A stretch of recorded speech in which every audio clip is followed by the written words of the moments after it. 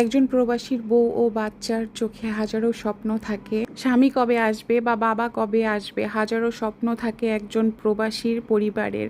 তো সেইখান থেকে অনেক স্বপ্ন নিয়ে আমার যা এসেছিল গ্রাম থেকে শহরে, কেননা আমার দেবর আসতেছে ইউরোপ থেকে 3 বছর পরে।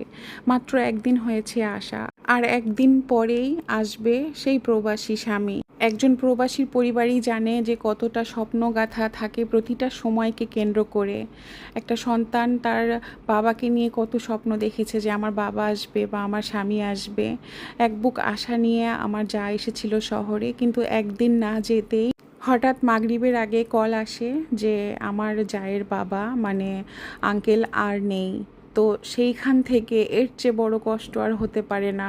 রাত পেরুলেই যেখানে প্রবাসী স্বামী আসবে সেখানে খবর এলো বাবা আর নেই। তো ভাবি তো একেবারে ভেঙে পড়েছিল। একদম খবর শোনার সাথে সাথে আমার হাজব্যান্ড বলল যে আচ্ছা ঠিক আছে চলো রেখে আসি। তো আমার 2 ছেলে খুবই ইমোশনাল হয়ে যাচ্ছিল, কেননা তাদের ভাই এতদিন পরে ঢাকা শহরে আসছে। অনেক প্ল্যান ছিল যে 3 ভাই মিলে ঘুরবে ফিরবে। অনেক আসলে এগুলো আসলে ব্যাখ্যা করার ভাষা নেই আমার মুখে। তো এই জন্য আসলে আমার দেবর ইউরোপ থেকে আসে আর আমার ভাবি রিসিভ করতে পারে না।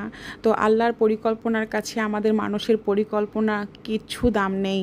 শত শত স্বপ্ন অঝরে ঝরে যায়, তারপরেও আল্লাহর কাছে দোয়া যেন আল্লাহ তাআলা ভাবির বাবাকে জান্নাতুল ফেরদৌস দান করুক। এবং উনি অসুস্থ ছিলেন, বয়স্ক মানুষ, স্ট্রোক করেছে।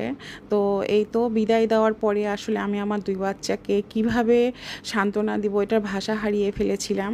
মৃত্যু এমন একটা জিনিস, কখন কোন সময় যে চলে আসে। এই ক্ষণিকের জীবনে আসলে মৃত্যুই সবচেয়ে বড় সত্যতা। মানুষের জীবন বড়ই নির্মম। হাজবেন্ডকে নিতে এসে বাবাই চলে গেল। হায়রে নিষ্ঠুর দুনিয়া।